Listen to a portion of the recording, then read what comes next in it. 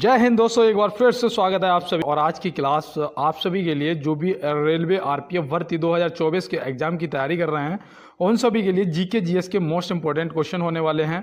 और साथ में आपको बता दें, अगर आपने कांस्टेबल या सब इंस्पेक्टर किसी भी पोस्ट के लिए अप्लाई किया है तो ये क्लास आपके लिए मोस्ट इंपॉर्टेंट साबित होगी। और देखते हैं आज हमारे लिए पहला प्रश्न क्या है। देखिए यहाँ पे दिया गया है, Dilip Bose life time achievement पुरस्कार 2024 से किसे सम्मानित किया गया है। तो यहाँ पे आप क्या बताएंगे, आपका सही जवाब क्या होगा, फटाफट कमेंट बॉक्स में बताइएगा। और ये देखो आपके करंट अफेयर का क्वेश्चन है, क्योंकि यहाँ पे 2024 की बात हो रही है तो आप ये याद रखना कि ये पूछा जा सकता है। तो आप क्या बताएंगे, यहाँ पे आपका जो सही जवाब है वो नरसिंह और रोहिणी लोखंडे, मतलब कि ऑप्शन सी हो जाएगा, ए और बी दोनों। तो यहाँ पे ऑप्शन सी आपका बिल्कुल प्रश्न का सही जवाब हो जाएगा। तो ये आप याद रखिएगा और इसको नोट भी कर लीजिएगा। चलते हैं दोस्त अपने अगले प्रश्न की तरफ। देखो यहाँ पे दिया गया है, किस जीवाणु से दही बनने में मदद मिलती है। किस जीवाणु से दही बनने में मदद मिलती है। देखो ये ऐसे प्रश्न हैं, ये कॉमन बोलते हैं जिनको, जो लगभग आप किसी भी एग्जाम की तैयारी कर रहे हो ज़्यादातर पूछ लिए जाते हैं। तो यहाँ पे आप क्या बताएंगे, यहाँ पे आपका जो सही जवाब है वो हो जाएगा लैक्टोबैसिलस। लैक्टोबैसिलस जो कि आपके ऑप्शन ए में दिया गया है, तो ऑप्शन ए लगा देंगे, बिल्कुल सही जवाब। और रेबीज जो है, रेबीज कैसे हो जाएगा, कुत्ते के काटने से होता है ना भाई। अगर किसी को कुत्ता काट ले तो क्या हो जाता है, तो उसके रेबीज के टीके लगते हैं, रेबीज विषाणु जो होते हैं बॉडी में फैल जाते हैं। और यहाँ पे देखो माइटोकॉन्ड्रिया जो है, माइटोकॉन्ड्रिया क्या है, तो माइटोकॉन्ड्रिया भी याद रखना, ये कोशिकाओं का ऊर्जा घर है। ये क्या है, कोशिकाओं का ऊर्जा घर है, तो ये भी आप ध्यान रखेंगे। और चलते हैं दोस्त अपने अगले प्रश्न की तरफ। और देखो उन सभी दोस्तों को एक बार मैं फिर से दिल से धन्यवाद कह रहा हूं जो मुझे प्रॉपर कमेंट करते हैं, और जितने भी भाइयों ने चैनल सब्सक्राइब कर रखा है और साथ में मेरी पूरी हेल्प करते हैं, क्लास को लाइक भी करते हैं, तो आप सभी को बहुत बहुत धन्यवाद आपके छोटे भाई की तरफ से। और यहाँ पे देखो प्रश्न दिया गया है कि डॉक्टर BR अम्बेडकर ने किसे संविधान की हृदय और आत्मा की संज्ञा दी। तो इनमें से आपको बताना है कि डॉक्टर BR अम्बेडकर जी ने किसे संविधान के हृदय और आत्मा की संज्ञा दी। और ये देखो आपके RRB में पूछा हुआ प्रश्न है। तो यहाँ पे आपका जो सही जवाब है वो होना चाहिए संवैधानिक उपचारों का अधिकार, जो कि ऑप्शन ए में दिया गया है। और ये देखो कौन से आर्टिकल में मिलता है, मैं आपको रोज बताता हूँ, और शायद इसीलिए कि हो सकता है कि आपसे पूछ लिया जाए। तो यहाँ पे याद रखना 32 आपका सही जवाब हो जाएगा। आर्टिकल 32 में संवैधानिक उपचारों के अधिकार मिलते हैं। तो चलते हैं दोस्तों अपने अगले प्रश्न की तरफ और देखते हैं हमारा अगला क्या है। देखो यहाँ पे दिया गया है, राष्ट्रीय आय के आकलन की तैयारी किसका दायित्व है। राष्ट्रीय आय के आकलन की तैयारी किसका दायित्व है। भाई SI की तैयारी जो भी मेरे दोस्त कर रहे हैं, अगर आपने भी फॉर्म अप्लाई किया है तो आप याद रखना, इसका जो प्रश्न का जवाब है वो हो जाएगा केंद्रीय सांख्यिकी संगठन, जो कि ऑप्शन सी में दिया गया। तो ऑप्शन सी यहाँ से क्या हो जाएगा, आपके इस प्रश्न का बिल्कुल सही जवाब हो जाएगा। तो चलते हैं दोस्त अपने अगले प्रश्न पे। और देखो यहाँ पे पूछा गया है कि किस राज्य से 2 नए रामसर स्थल घोषित किए गए हैं। देखो ये आपका करंट का भी क्वेश्चन समझ सकते हो, और आपको बता दूं कि ये इंपॉर्टेंट भी है, इसे इंपॉर्टेंट में नोट करना है। तो आप यहाँ पे क्या बताएंगे, यहाँ पे आपका सही जवाब बिहार हो जाएगा। क्या हो जाएगा, बिहार। बिहार में 2 किए गए हैं, एक नागी और एक नकटी पक्षी। एक तो नागी है और एक नकटी पक्षी है, ठीक है। तो ये आप याद रखना, नागी और नकटी पक्षी दोनों को घोषित किया गया है, तो ये आप याद रखेंगे। और चलते हैं दोस्त अपने अगले प्रश्न की तरफ। देखो यहाँ पे दिया गया है, भारत में कार्यपालिका का अध्यक्ष कौन होता है। भारत में कार्यपालिका का जो अध्यक्ष है वो कौन होता है। भाई कांस्टेबल और SI, और आप अगर SSC GD की भी तैयारी कर रहे हैं तो भी ये प्रश्न आपके लिए इंपॉर्टेंट है। यहाँ पे आपका जो सही जवाब है वो होना चाहिए राष्ट्रपति। और पता है आपके RPF के पेपर में क्या पूछा गया था कि भारत का प्रथम नागरिक कौन होता है, तो उस प्रश्न का भी जवाब आपका राष्ट्रपति ही होगा। तो याद रखना, भारत में कार्यपालिका का अध्यक्ष और भारत के प्रथम नागरिक जो हैं वो आपके राष्ट्रपति जी हैं। और देखो अगर आप लिख नहीं रहे, देखो मैं आपको बता दूं, याद करने का सबसे अच्छा तरीका है आप प्रश्नों को लिखना स्टार्ट कर दें। आपको याद होना दोस्त 110% स्टार्ट हो जाएगा। देखो यहाँ पे दिया गया है, भारत में प्रथम मुस्लिम राष्ट्रपति कौन थे।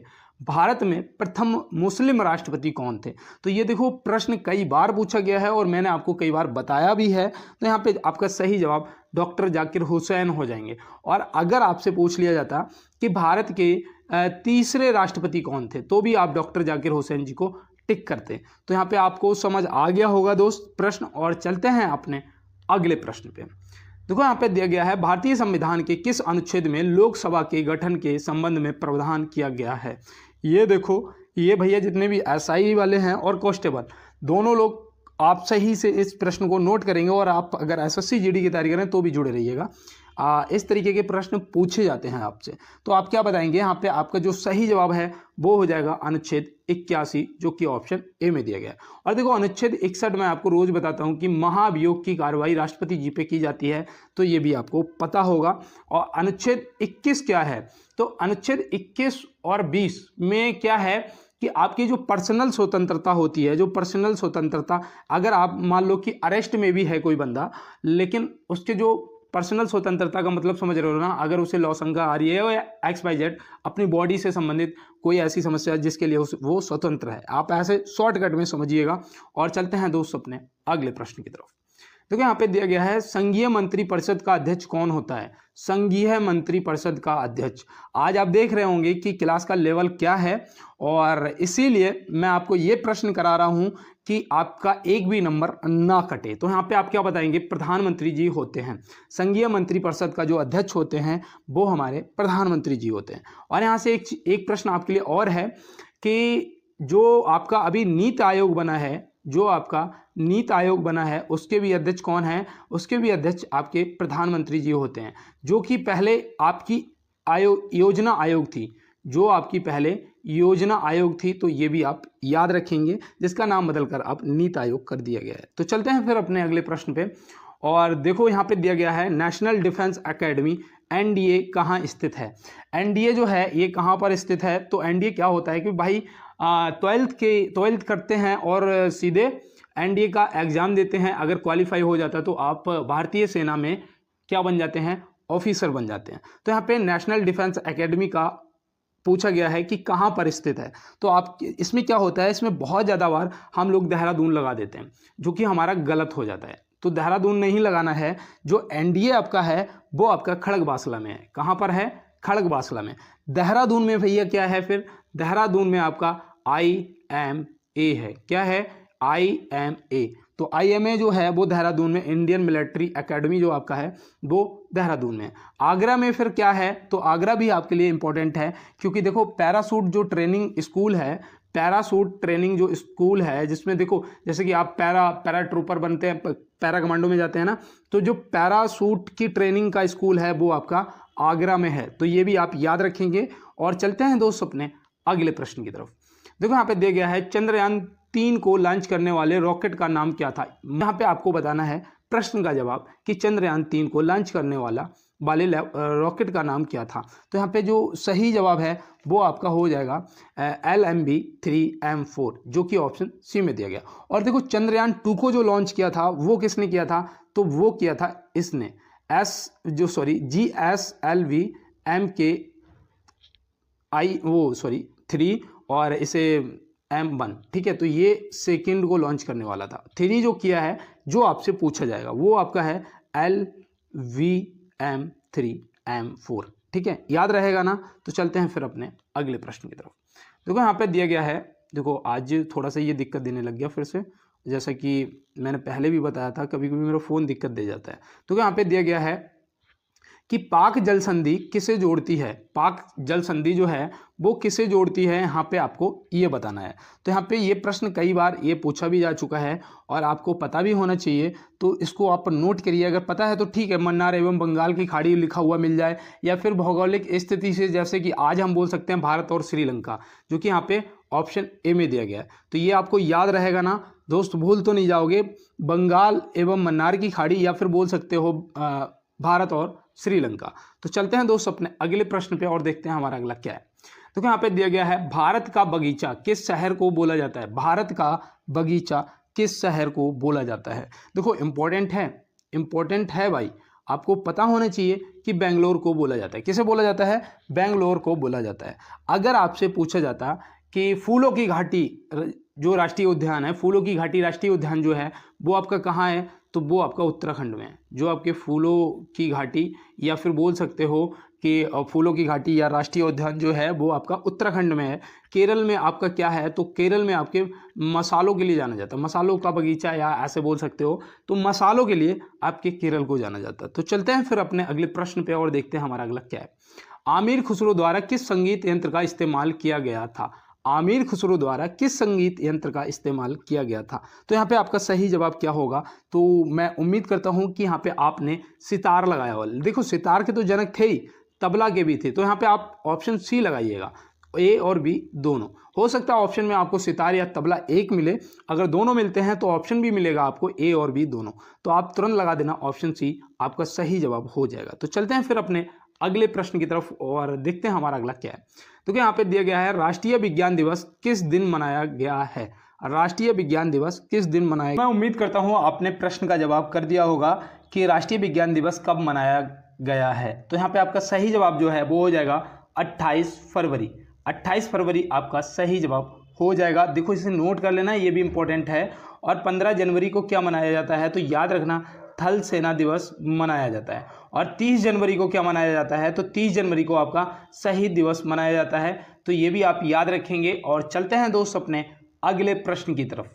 देखो यहाँ पे दिया गया है, पेट्रोलॉजी में किसका अध्ययन किया जाता है? पेट्रोलॉजी में किसका अध्ययन किया जाता है? तो पेट्रोलॉजी में आप याद रखना, देखो ये प्रश्न आपके आरआरबी में पूछा जा चुका है कि पेट्रोलॉजी में किसका अध्ययन किया जाता है, तो आप क्या बताओगे? चट्टानों का अध्ययन किया जाता है। अगर मैं आपसे पूछता हूं कि फल और उनकी खेती के लिए कौन सा अध्ययन किया जाता है, तो आप क्या बताएंगे? तो याद रखना वो यार पोमोलॉजी होता है। क्या होता है?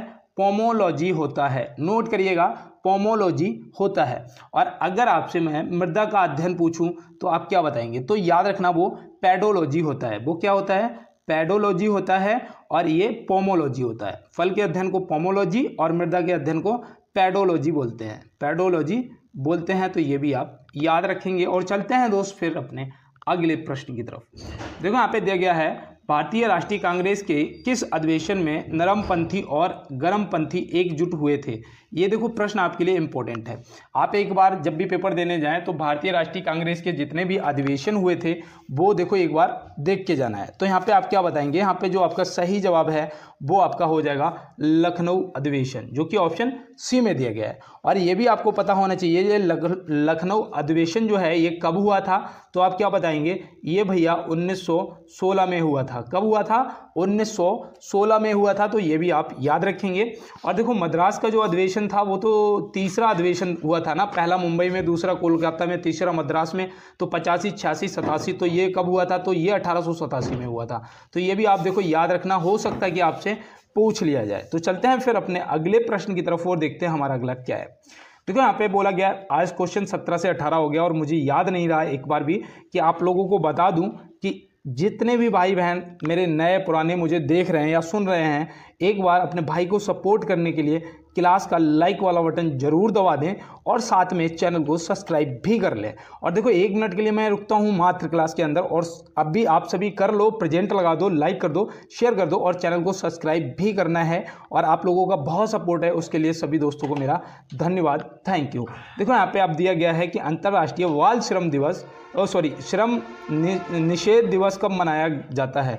अंतर्राष्ट्रीय बाल श्रम निषेध दिवस कब मनाया जाता है? तो देखो श्रम दिवस अगर पूछा जाएगा तो आप 1 मई बता दोगे भाई। अगर आपसे श्रम दिवस की बात करेगा तो आप 1 मई बता देंगे। लेकिन अंतर्राष्ट्रीय बाल श्रम निषेध दिवस पूछा गया है तो आप इसका सही जवाब क्या बताएंगे? तो यहाँ पे आपका सही जवाब 12 जून हो जाएगा। क्या हो जाएगा? 12 जून हो जाएगा। देखो याद रखना। और 15 मई को आपका परिवार दिवस मनाया जाता है। 15 मई को कौन सा दिवस मनाया जाता है? तो भाई परिवार दिवस मनाया जाता है। तो फिर चलते हैं अपने अगले प्रश्न पे और देखते हैं हमारा अगला क्या है। देखो यहाँ पे बोला गया है संविधान के किस संशोधन के द्वारा जीएसटी लगाया गया है? तो संविधान का संशोधन तो आप बताइएगा, लेकिन डेट भी याद रखना, ये कब लगाई गई थी? 1 जुलाई 2017 को। और इसका फुल फॉर्म भी पूछा जाता है, goods and service tax. GST का फुल फॉर्म जो है वो आपका हो जाएगा गुड्स एंड सर्विस टैक्स। तो ये तो आप याद रखेंगे। और यहाँ पे देखो जो आपका संशोधन पूछा गया है तो वो भी आपको याद रखना है दोस्त। आपका संशोधन हो जाएगा 101वां संशोधन, जो कि ऑप्शन बी में दिया गया। तो फिर चलते हैं अपने अगले प्रश्न पे और देखते हैं हमारा अगला क्या है। देखो यहाँ पे बोला गया है कौन सा ग्रह सर्वाधिक गैसों से घिरा हुआ है, कौन सा ग्रह है जो सर्वाधिक गैसों से घिरा हुआ है। तो प्रश्न का जवाब जो है आपका वो हो जाएगा यूरेनस। यूरेनस मतलब अरुण, ऑप्शन ए हो जाएगा आपका सही जवाब। और यूरेनस की जो खोज है वो किसने की थी, ये भी आपसे पूछा जा सकता है। तो याद रखना वो हर्शल ने की थी। किसने की थी? हर्शल ने की थी। हर्शल नोट कर लेना दोस्त। और देखो जो आपका बुध है ये सूर्य के सबसे नज़दीक ग्रह है, तो ये भी आप याद रखना। हो सकता है कि आपसे पूछ लिया जाए। और ये 88 दिनों में सूर्य की परिक्रमा भी कर लेता है। और शुक्र जो है ये सबसे चमकीला, पृथ्वी के सबसे करीब, सबसे गर्म ग्रह, और इस तरीके से भोर का तारा, सांझ का तारा, ये आप याद रखना। आपके शुक्र ग्रह से संबंधित प्रश्न बनते हैं। तो चलते हैं फिर अपने अगले प्रश्न पे। देखो यहाँ पे दिया गया है मेघदूत के रचयिता कौन है। मेघदूत के रचयिता कौन है भाई मेरे, मोस्ट इंपॉर्टेंट प्रश्न है ये कि मेघदूत है आपसे, और भी काफ़ी पुस्तकें हैं जो आपसे पूछी जाती हैं। तो यहाँ पे मेघदूत के रचयिता आपसे अगर पूछ दिया गया तो आप यहाँ पे क्या सही जवाब लगाएंगे। तो अब मैं उम्मीद करता हूँ आपने कालिदास जी को टिक किया होगा, जो कि ऑप्शन ए में दिए गए। तुलसीदास जी से आप क्या याद रखेंगे, इन्होंने रामचरितमानस की रचना की थी। रामचरितमानस की जो रचना है वो तुलसीदास जी ने की थी। और गोदान और गबन जो है ये आपके मुंशी प्रेमचंद जी की रचनाएं हैं। तो ये भी आप देखो याद रखना है, ये वो रचनाएं हैं जो मैंने आपको बताई जो आपसे पूछी जा सकती हैं। तो चलते हैं फिर अपने अगले प्रश्न पे। और देखो पीडीएफ के लिए बहुत ज़्यादा दोस्त मेरे मैसेज कर रहे हैं मुझे प्रॉपर कि भैया पीडीएफ। तो मैंने आपसे कहा है कि भाई थोड़ा सा यार सपोर्ट आपने बहुत कर दिया। मुझे पता है कि मैं एक फ़ोन ला सकता हूं, लेकिन अभी नहीं ला पा रहा हूं किसी कारणवश। तो मैं आपको बता दूं कि 15 दिन के अंदर अंदर लगभग मैं आपको रोज़ की क्लास का पीडीएफ भी देने लग जाऊंगा। एक फ़ोन मेरा आ जाएगा। तो यहाँ पे दिया गया है कि सुल्तानपुर पश्चिम बिहार स्थित है। सुल्तानपुर पश्चिम बिहार स्थित है। कहाँ पर स्थित है अगर पता होगा तो आप बता देंगे, और नहीं पता होगा तो नोट करिएगा हरियाणा। हरियाणा के कहाँ पर है ये, तो याद रखना ये गुरुग्राम में है। कहाँ पर है? गुरुग्राम, जिसे गुड़गांव भी बोलते हो, और गुरुग्राम। तो आप ऐसे याद रखेंगे ये गुरुग्राम में। और देखो आपका एक और पक्षी अभ्यारण्य है, वो कौन सा है? भरतपुर में है। भरतपुर में कौन सा पक्षी अभ्यारण्य है ये आप मुझे कमेंट बॉक्स में बताओ फटाफट। और देखो चलते हैं अपने अगले प्रश्न की तरफ। यहाँ पे दिया गया है कि कपिलधारा जलप्रपात किस नदी पर स्थित है। देखो जिस प्रश्न के लिए मैंने आपको HW बोला है कि भरतपुर मतलब राजस्थान में कौन सा पक्षी अभ्यारण्य है, ये आप कमेंट बॉक्स में बताएंगे। और देखो यहाँ पे दिया गया है कि कपिलधारा जलप्रपात किस नदी पर स्थित है। तो ये इंपॉर्टेंट है। ये हो सकता है कि आपने कुछ तो दोस्त ऐसे होंगे जिनने पहली बार सुना होगा, तो बिल्कुल भी घबराना नहीं है। इसे आप बस नोट करिएगा कि ये नर्मदा नदी पर है। अगर आपसे राज्य पूछ देगा तो वो भी आप नोट करिएगा। क्या बताओगे? मध्य प्रदेश। कौन सा राज्य है दोस्त? मध्य प्रदेश राज्य है। शरावती नदी पर मैंने आपको कल ही बताया था कि शरावती नदी पर कौन सा जलप्रपात है। अगर आपको याद होगा तो तुरंत बताइए, और नहीं याद है तो फिर से एक बार नोट करिएगा कि आपका जो जोग जलप्रपात है वो कहाँ है? वो आपका शरावती नदी पर। कहाँ पर है? तो आपके कर्नाटक में पड़ता है। कहाँ पर पड़ता है? कर्नाटक में पड़ता है। तो यार ये भी देखो याद रखना। और चलते हैं दोस्त फिर नेक्स्ट प्रश्न पे। देखो यहाँ पे दिया गया है कि जुलू जनजाति कहाँ पाई जाती है। जुलू जनजाति जो है ये जनजातियाँ आप जरूर याद रखना। जैसे कि उस दिन मैंने भील बताया था, गोंड बताया था, कुकी बताया था, आज मैं आपको जुली बता रहा हूँ कि जुलू जो जनजाति है ये कहाँ पर पाई जाती है। तो इसका आप सही जवाब तुरंत लगाएंगे। भैया दक्षिण अफ्रीका में पाई जाती है, जो कि ऑप्शन सी में दिया गया। तो ऑप्शन सी यहाँ से आपके प्रश्न का सही जवाब हो जाएगा। तो फिर चलते हैं दोस्त अपने अगले प्रश्न पे। देखो यहाँ पे दिया गया है विश्व पैरा एथलीट ग्रैंड प्रिक्स का आयोजन किस देश में किया गया है। करंट का क्वेश्चन है और आप इसका सही जवाब करिएगा कि इसका सही जवाब जो है वो क्या हो जाएगा। तो ओलंपिक संघ का मुख्यालय कहाँ है, तो उसका भी जवाब और इसका भी जवाब आपका स्विट्जरलैंड होगा।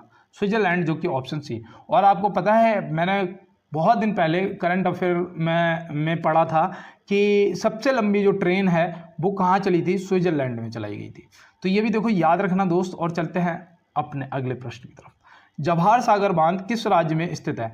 जवाहर सागर बांध किस राज्य में? जवाहर सागर बांध की बात अगर हो रही है तो इसका जो सही जवाब है वो हो जाएगा आपका राजस्थान। राजस्थान में कहाँ पर, तो वो भी याद रखना, नोट कर लो। मैं इसीलिए आपसे कहता हूँ कि बैठा करो, देखो जीके पढ़ो, जीएस पढ़ो, जो भी आपको याद करना है उसे आपको लिखना पड़ेगा। अगर लिखोगे नहीं तो याद नहीं होगा। मुझे कैसे याद है, लिखता हूँ तो मुझे याद हो जाता है। तो ऐसे आप याद रखेंगे। और देखो यहाँ पे मैं आपको बताऊं कि अगर उत्तर प्रदेश में पूछा जाएगा उत्तर प्रदेश में कौन सा बांध है, तो ये देखो सबसे बड़ा बांध है, क्या नाम है इसका, रिहंद बांध है। क्या नाम है? रिहंद बांध जो है वो उत्तर प्रदेश में है। कर्नाटक में बताइएगा, कर्नाटक में कौन सा बांध है, क्या आपको पता है? अगर पता है तो बताइएगा, नहीं तो नोट करिएगा कि अलमट्टी बांध है। कौन सा है? अलमट्टी बांध है, और ये कृष्णा नदी पर पड़ता है। कौन सी नदी पर पड़ता है? कृष्णा नदी पर पड़ता है कर्नाटक में। तो ये भी आप याद रखेंगे। और चलते हैं फिर अपने अगले प्रश्न की तरफ।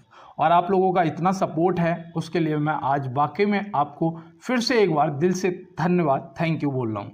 देखो यहाँ पे दिया गया है हाफ गर्लफ्रेंड पुस्तक के लेखक कौन है? भाई देखो हाफ गर्लफ्रेंड तो दिक्कत दे जाएगी यहाँ पे, चेतन भगत आपका सही जवाब हो जाएगा। देखो माफ़ी चाहते हैं, और मैं आपको बताऊं ये हाफ गर्लफ्रेंड पुस्तक का नाम है, और इसे कोई सीरियस मत लेना। और यहाँ पे इनके जो लेखक हैं वो चेतन भगत जी हैं, और हिंद स्वराज के जो लेखक हैं वो कौन हैं, तो वो भी आप याद रखना, महात्मा गांधी जी हैं, ये भी आप याद रखेंगे। और रविंद्रनाथ टैगोर जी जो हैं वो किसके लेखक हैं, तो वो आपको देखो याद होना चाहिए कि ये इम्पोर्टेंट हैं। ये इम्पोर्टेंट इसलिए हैं कि इन्हें नोबेल पुरस्कार मिला था।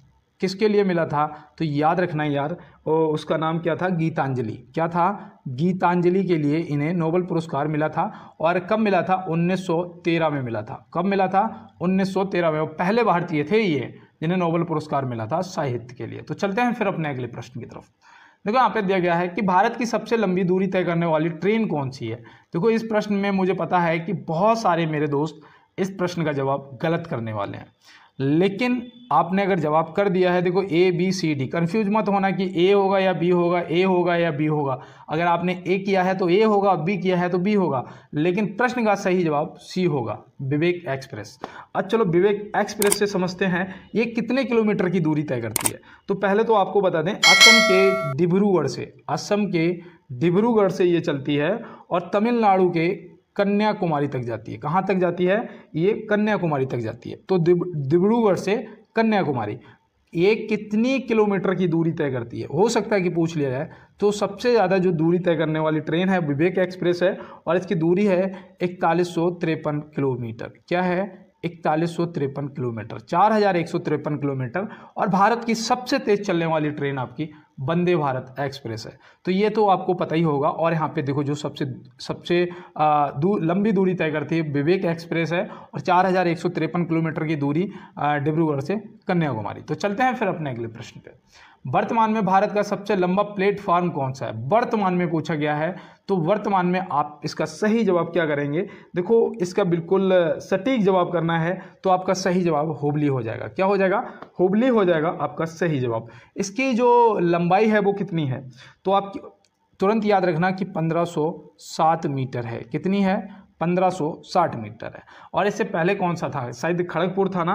और देखो जो गोरखपुर के अभी 1 और 2 सम्मिलित हुए हैं बनके, तो उनकी जो लंबाई है वो याद रखना कितनी है? 1366 मीटर है। कितनी है? 1366 मीटर। तो ये भी देखो याद रखना। और सबसे लंबा जो है यही पूछा जाएगा आपका, तो हुबली आप बता देंगे। और चलते हैं फिर अपने अगले प्रश्न पे।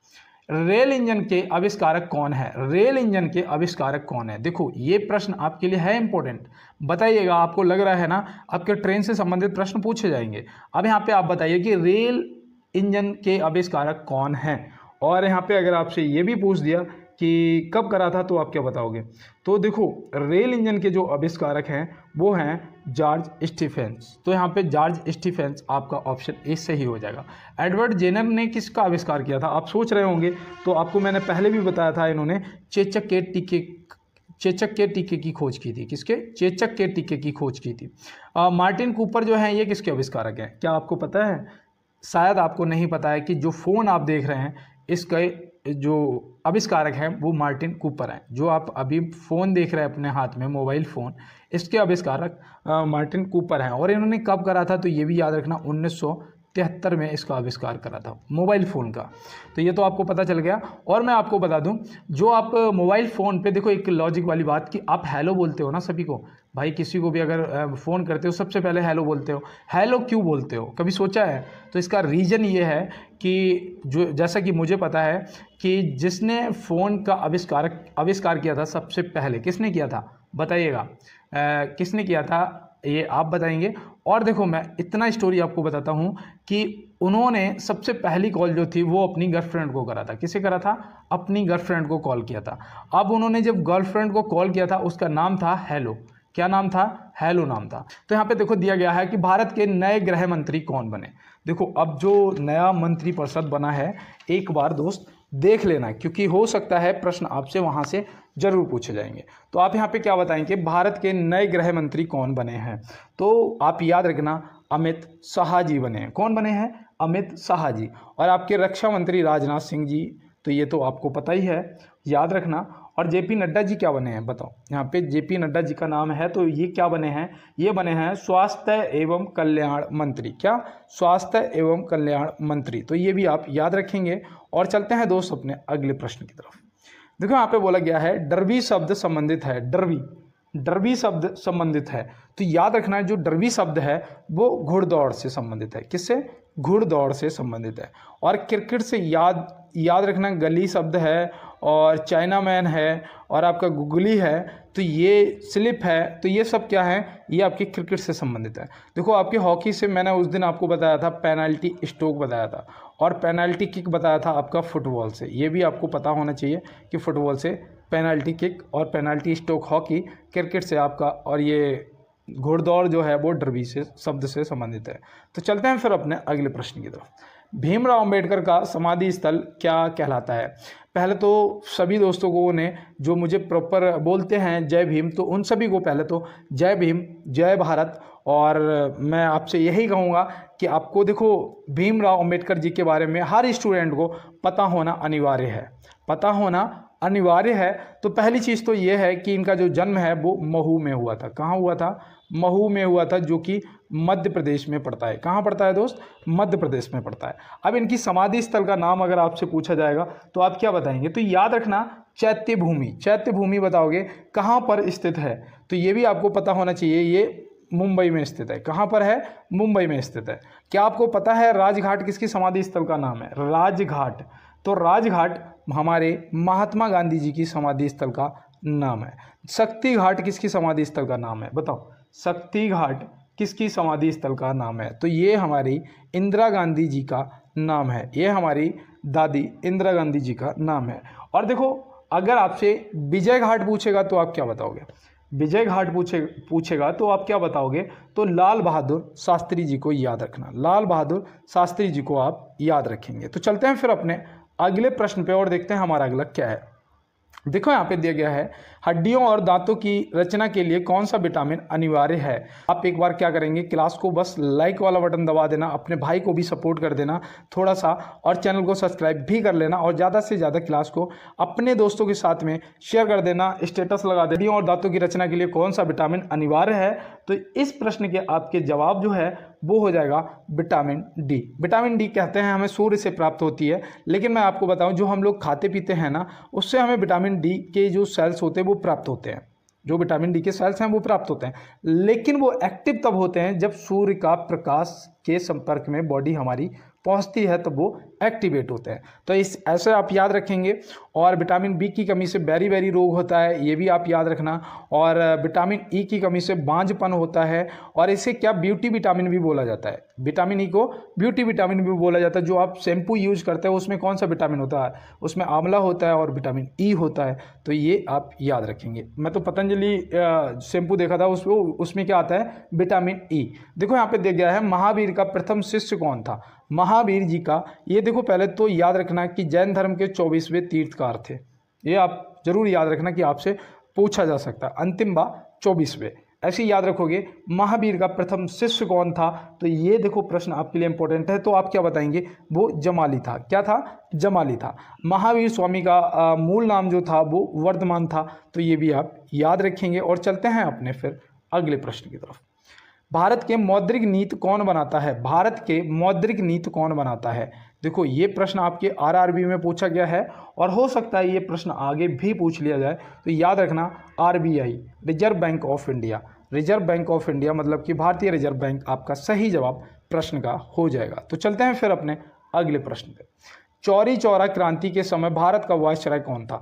देखो पहले चौरी चौरा कांड बोला जाता था, जिसका नाम बदलकर चौरी चौरा क्रांति कर दिया गया है। तो ये देखो याद रखना दोस्त, हो सकता है आपसे पूछ लिया जाए और यहाँ पे क्रांति की जगह पे कोई और शब्द लगा के 3 ऑप्शन आपको दे दिए जाएंगे, तो आप क्रांति को तुरंत बता देंगे कि भाई ये क्रांति हुई थी, ये देश को आज़ाद कराने के लिए क्रांति की गई थी। तो ये आप याद रखेंगे ना। और देखो उस टाइम भारत का वायसराय कौन था, तो यहाँ पे आप क्या बताएंगे? तो यहाँ पे आप याद रखना उस टाइम रीडिंग था, तो यहाँ पे ऑप्शन सी सही जवाब हो जाएगा। और देखो ये हुई कब थी, तो आप ऐसे ही याद रखना, मैंने ऐसे ही याद रखा कि असहयोग आंदोलन जो है वो 1920 में स्टार्ट किया गया था और उसे 1922 में बंद किया गया था। तो 1922 में इसलिए बंद किया गया था क्योंकि ये चौरा चौरी क्रांति हो गई थी, जिस वजह से गांधी जी ने कहा था कि वो हिंसा का सपोर्ट नहीं करते हैं। तो ये चौरा चौरी क्रांति की वजह से असहयोग आंदोलन को स्थगित कर दिया गया था, रोक दिया गया था। तो आप याद रखेंगे। तो यहाँ पे देखो दिया गया है, सड़क या रेल पटरी पर गोलाई की वैंकिंग क्या पैदा करने के लिए की जाती है?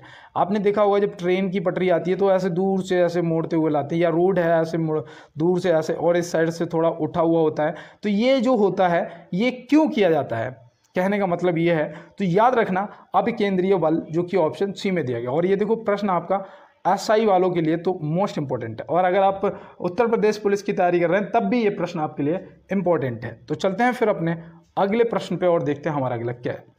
देखो यहाँ पे बोला गया है, भारतीय नौसेना की पहली महिला हेलीकॉप्टर पायलट बन गई हैं। ये आपका इंपॉर्टेंट क्वेश्चन है, और क्योंकि ये देखो करंट का क्वेश्चन है और हो सकता है कि कांस्टेबल में आपसे पूछ भी लिया जाए।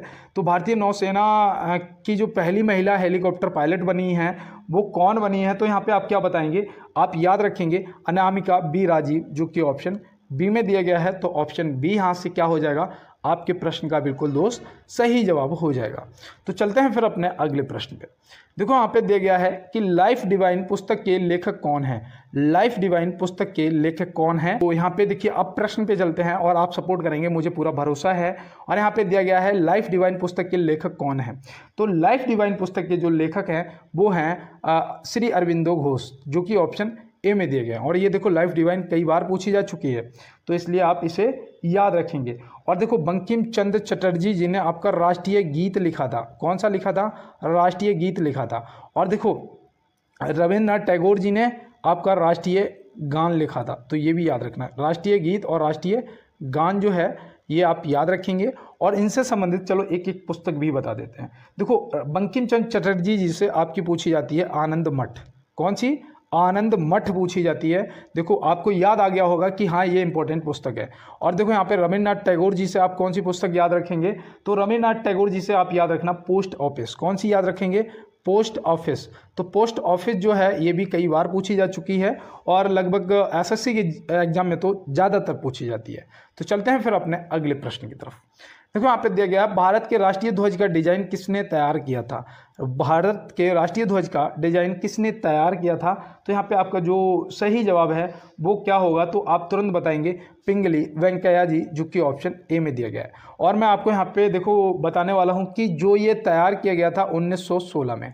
इसमें पता दो कलर थे उस टाइम, एक लाल था और एक हरा था। एक लाल था एक हरा था, तो ये भी देखो याद रखेंगे। और एक बीच में गोल चक्र था जो आज है आपका, ठीक है, 24 तीलियों वाला, तो ये भी था। लेकिन अलग अलग धर्मों के हिसाब से बाद में इसे सफ़ेद कलर जोड़ दिया गया। तो ये ऐसे आप देखो ट्रिक से याद रखना दोस्त, और आपके लिए इम्पोर्टेंट भी है। चलते हैं अपने अगले प्रश्न की तरफ। सैंडलर आयोग का संबंध किससे था? देखो आरआरबी का भाई पुराना पूछा हुआ प्रश्न, सैंडलर आयोग का संबंध किससे था? तो ये भाई जो सैंडलर आयोग था ये शिक्षा में सुधार के लिए था। ऑप्शन बी यहाँ पे लगा सकते हैं। अंग्रेजी शासन में जो शिक्षा का सुधार था उस लिए ये बनाया गया था। तो ये आप याद रखेंगे कि इसका संबंध जो है वो शिक्षा से है। तो चलते हैं फिर अपने अगले प्रश्न पे।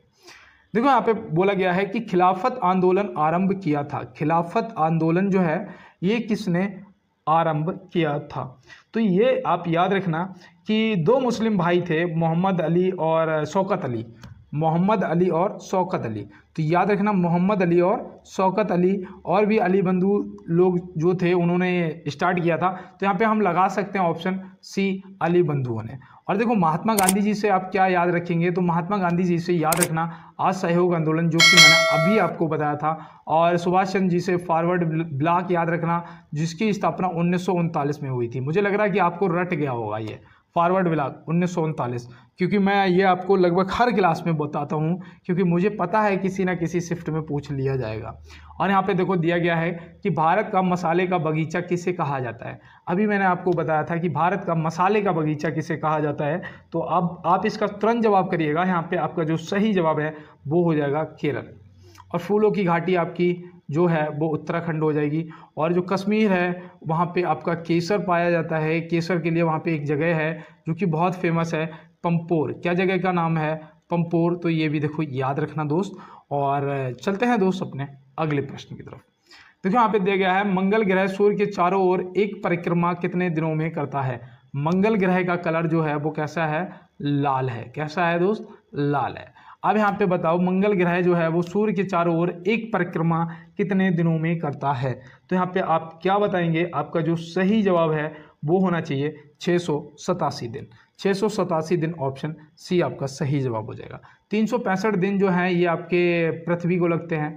365 दिन जो हैं ये आपके पृथ्वी को लगते हैं। और 244.6 दिन जो हैं ये किसे लगते हैं? तो ये याद रखना, ये आपके शुक्र ग्रह को लगते हैं। किसे लगते हैं? शुक्र ग्रह को लगते हैं। और 88 दिन मैंने अभी आपको बताया था कि बुध ग्रह को लगते हैं। और 11.86 वर्ष या फिर 12 वर्ष बोल सकते हैं जो कि बृहस्पति ग्रह को लगते हैं। और ये सबसे बड़ा ग्रह भी है। इसका कलर जो बृहस्पति का कलर है वो आपका पीला है। तो ये भी आप याद रखेंगे। और चलते हैं दोस्तों अपने अगले प्रश्न की तरफ। देखो यहाँ पे दिया गया है, सातवाहन वंश का संस्थापक कौन था।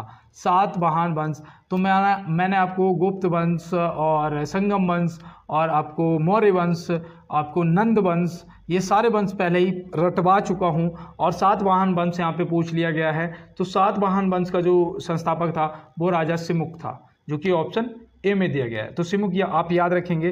परमार वंश का उपेंद्र था। तो परमार वंश या फिर कृष्णदेव राय शायद इसका नाम, दूसरा जो उपेंद्र का नाम क्या था? कृष्णदेव राय शायद था।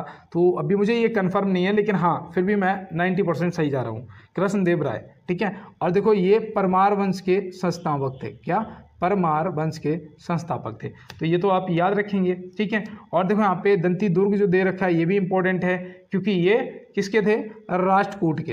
राष्ट्रकूट के जो संस्थापक थे वो कौन थे? तो वो दंती दुर्ग थे। तो ये भी आप याद रखेंगे। तो चलते हैं फिर अपने अगले प्रश्न की तरफ। हाल ही में ब्रिक्स में कितने नए सदस्य देश शामिल हुए हैं।